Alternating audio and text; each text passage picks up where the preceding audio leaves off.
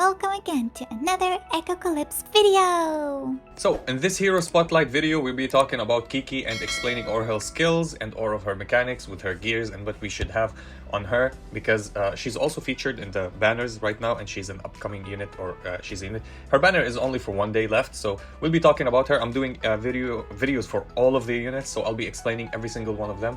We already done a couple of them, and now we're gonna continue with Kiki. Now, Kiki is a hyper carry, very good damage dealer actually.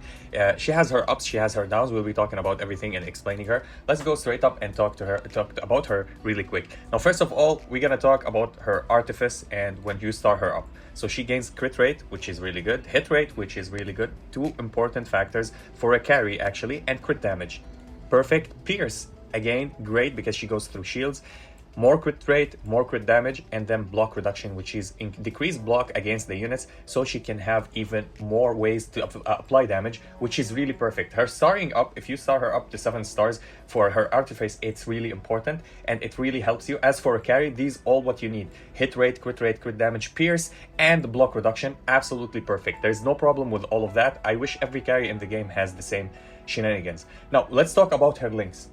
She gains attack when she's with, when you have Aiken, when you have Fenriru, also 18% attack.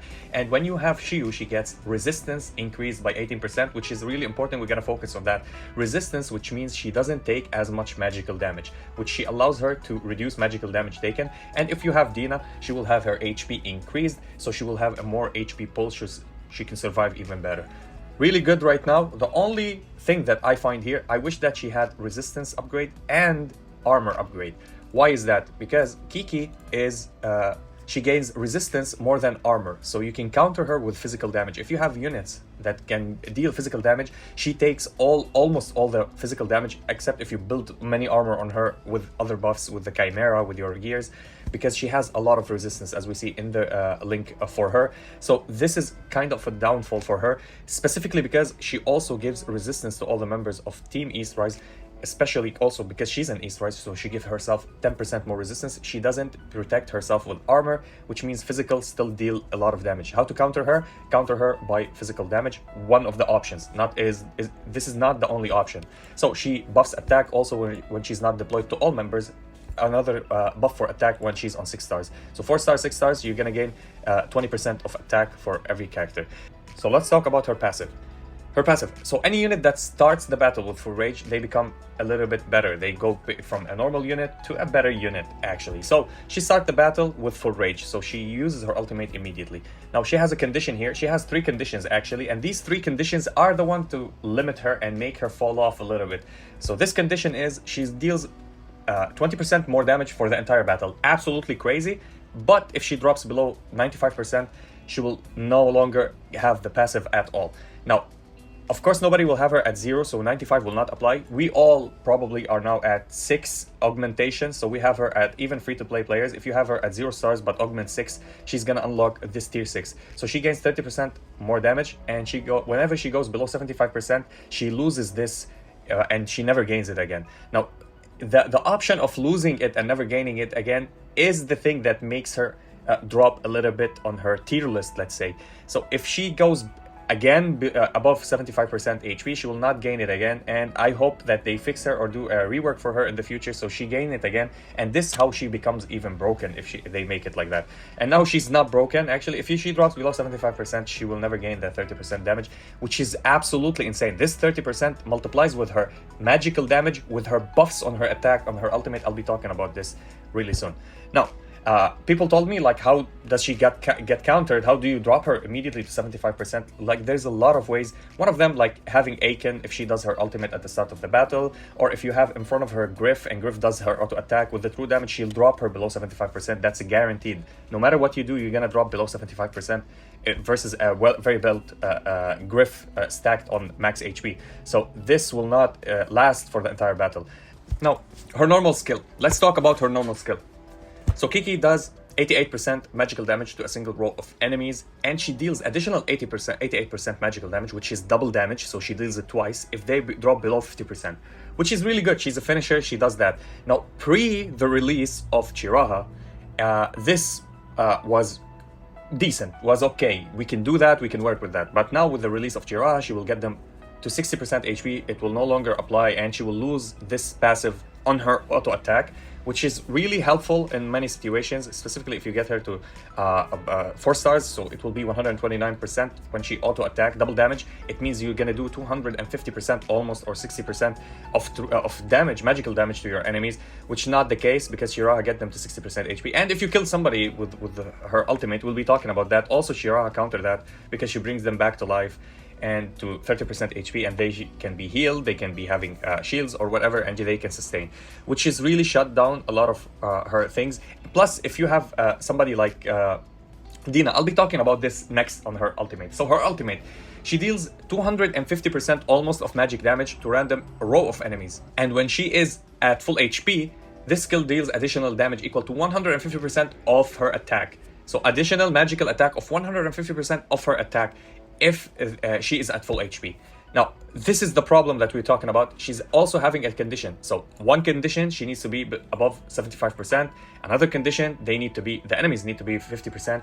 A third condition, she needs to be at full HP. And we'll be talking about this more and more. So the thing about this, if she's not on full HP, if she's at 99% of HP, this doesn't apply anymore. That's it.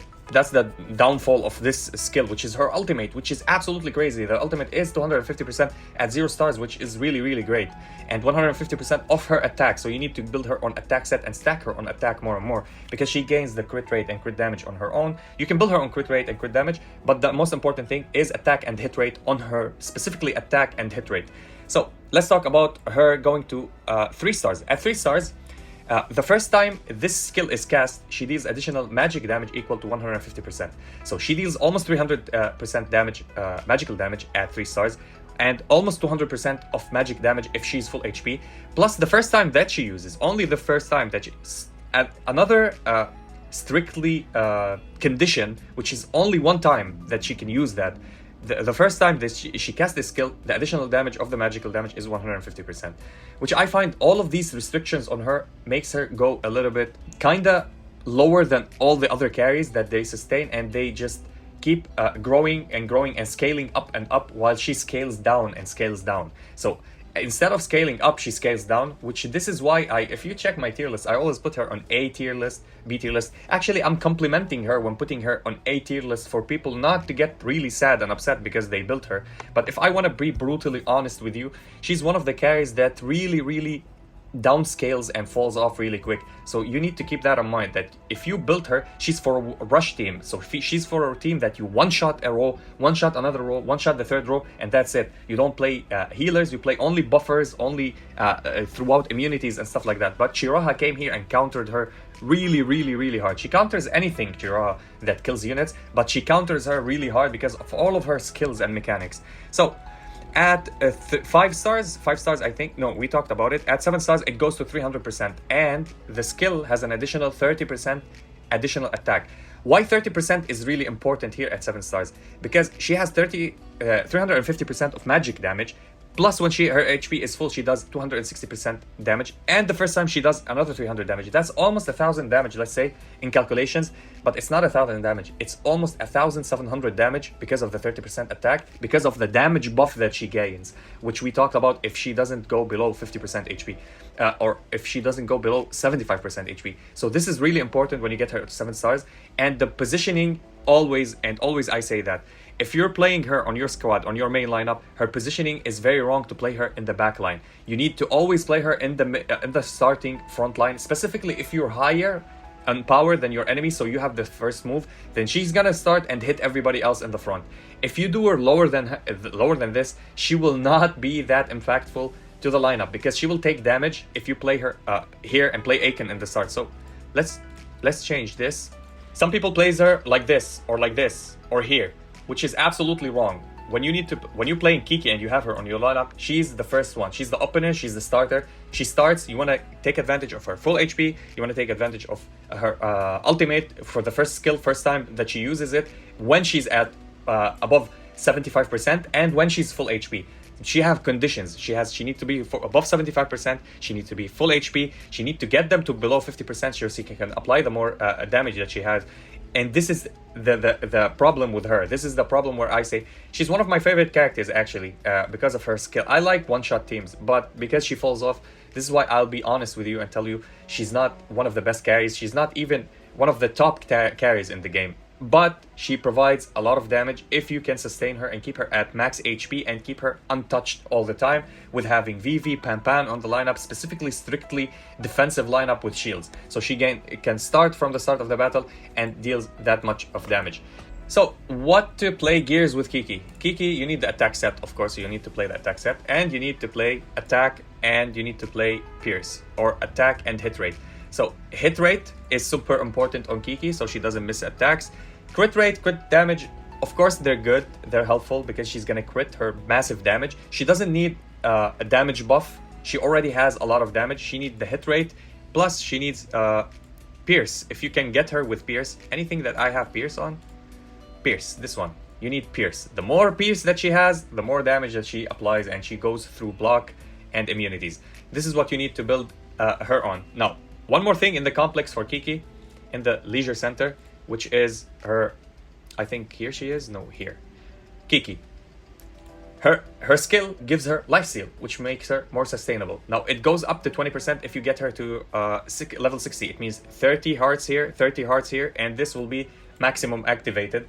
20% lifesteal. Drain here in the game means lifesteal, just like Camellia. So she's gonna gain 20% lifesteal, which will make her be at full HP. When she auto attack, she gains HP, she becomes full HP, and then she can apply her active or her attacks at full HP and keep her passive and does not drop below 75%. These factors, all you need to keep them in your mind so you can understand how she works and how is she working actually, because Kiki, a really nice character. I love it so much. She has lovely skills. She have high potential, but the problem with her, she has these walls in front of her. So you need to keep her above 75%. You need to hit. You need her at full HP so she can provide that extra damage, and you need to hit units below 50% HP, which she can be countered by all of these, like 50% HP basic unit. Dina. If you look at Dina, her passive, at let's say augment 4, not even augment 6. So the first 2 rounds, damage taken from single attacks does not exceed 40% of her max HP. She can never go below 40. You can't one-shot Dina. If you're playing Dina, she goes absolutely and counters Kiki. Plus, she will give everybody HP, plus herself, so she can go above 50% HP. Plus, if you have Shiraha on your lineup, any lineup that has Shiraha, it's a straight counter for Kiki. Just having Chimera at 0 stars is a counter for Kiki. This is why she was shut down in this meta, and basically we don't see her anymore. If we see the top players using Audrey, Aiken, Levia, Chiraha, Pan, Vivi, and all of these units, Griff as well. There's a lot of other options to play, and that's why I'm telling you, if you want to build her, the best sweet spot to build her at is 3 stars. Stop at there, keep her at 3 stars, use her as a second team for events, for bossing. She goes good for bossing because of the single damage burst that she hits, which is absolutely crazy for bossing. And then the boss hits her and she becomes useless. But before that, she can deal a lot of damage actually. And this is what you need to keep in mind. Let me know if you disagree with me, if you agree with me. This is all with testing, with talking to other players and doing other specific tests that we did. And we found out that using another carry, specifically for fights that goes more than 5 rounds, are better to have them than having Kiki that will hit and run. That's what she does. First hit, good hit, first strike, and then she loses all her passives because of the HP and the conditions that she has. And yeah, that was it for the video. If you enjoyed this video, please like and subscribe. If you didn't, we thank you for watching. And as always, stay frosty. Peace.